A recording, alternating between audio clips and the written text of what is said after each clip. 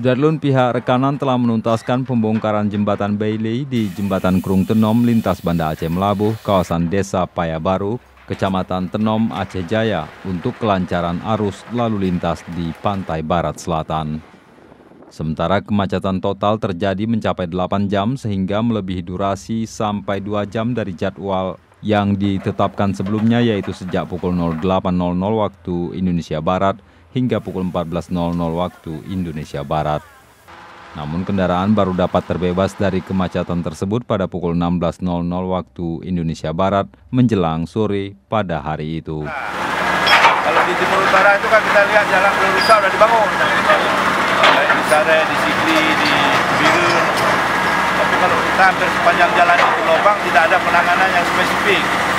Kecuali di daerah Luma, di daerah Lepung itu yang ada penanganan. Tapi pada ruas jalan barat selatan, rata-rata memang perlu rehabilitasi secara menyeluruh.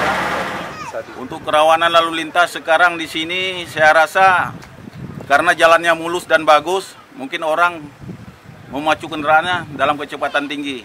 Jadi kurang hati-hati, kita tetap menghimbau lebih hati-hati dalam mengemudikan kendaraan. Jangan sampai kita menjadi korban selanjutnya. Dari Calang, Saadul Bahri, Serambion TV.